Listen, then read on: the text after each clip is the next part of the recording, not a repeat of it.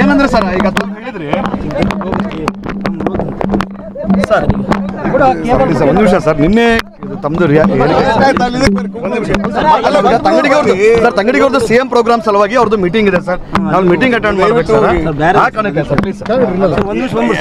Sir ಈಗ ತಾವು ನಿನ್ನೆ ಹೇಳ್ತಕ್ಕಂಥ ಸರ್ ಅಂದ್ರೆ ಗ್ಯಾರಂಟಿ ಬೇಕು ಅಂತಂದ್ರೆ ರಸ್ತೆ ಬೇಕು ಅಂತಂದ್ರೆ ಗ್ಯಾರಂಟಿ ಯೋಜನೆ ಹಾಗೇನ ಹೇಳಿಲ್ಲ.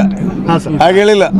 ಏನು ತಾವು ಏನು ಹೇಳಿಲ್ಲ ಅಂದ್ರೆ ಅರ್ಥ ಏನು ಸರ್ ತಾವೇನು ಏನಿಲ್ಲ. ಎಲ್ಲ ಗ್ಯಾರಂಟಿ ಮುಂದುವರಿಯುತ್ತೆ, ರಸ್ತೆನ ಆಗುತ್ತೆ, ಶಾಲೆ ಆಗುತ್ತೆ, ಕಾಲೇಜ್ ಆಗುತ್ತೆ. ಇರ್ಲಿ ಬಿಡಿ, ನಾನು ಹೇಳಿದ್ದೆಲ್ಲ ಇದನ್ನೆಲ್ಲ ನೀವು ಎಡಿಟ್ ಮಾಡಿ. ಆಯ್ತು ರೀ, ನಾ ಹೇಳಿದ್ನಲ್ಲ ನೋಡಿ, ಒಂದು ಅರ್ಥ ಮಾಡಿಯಪ್ಪ. ಅದು ನಾನು ಯಾವುದೋ ಸಂದರ್ಭದಲ್ಲಿ ಏನೋ ಹೇಳಿರ್ತೀವಿ ಅಂದ್ರೆ ಅದನ್ನ ಸೀರಿಯಸ್ ಆಗಿ ತಗೊಳ್ಳೋದಲ್ಲ. ರಸ್ತೆನೂ ಆಗುತ್ತೆ, ಕಾಲೇಜು ಆಗುತ್ತೆ, ಎಲ್ಲ ಅಭಿವೃದ್ಧಿ ಕೆಲಸಗಳಾಗ್ತವೆ.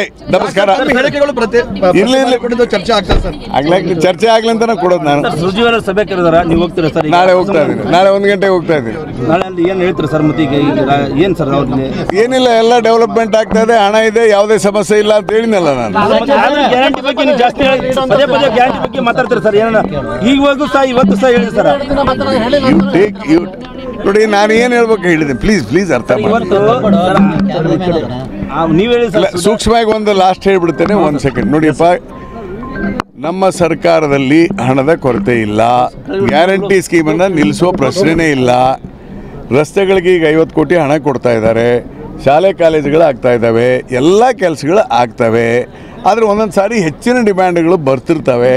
ಬಂದಂದಾಗ ಶಾಸಕರಾದಂಥವ್ರು ನಾವು ಆತ್ಮೀಯವಾಗಿ ಮಾತಾಡ್ತಿರ್ತೀವಿ. ಆತ್ಮೀಯವಾಗಿ ಮಾತಾಡೋದನ್ನ ನೀವು ನೆಗೆಟಿವ್ ಆಗಿ ಬರಿಬಾರ್ದು.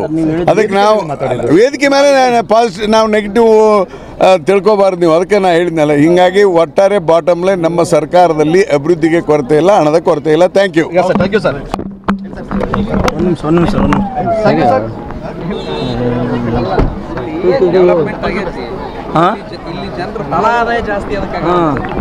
ಚಾ ಇಲ್ಲ, ಚಾ ಸಿಗೋಲ್ತಪ್ಪ ಏರಿಯಾದಾಗಂತ ತಾನೇ ಅಂತ ಚಾ ಸಿಗೋಲ್ತು, ಬರೀ ಸಾಲಿಗಳು ಚಾ ಸಿಗೋಲ್ಲ.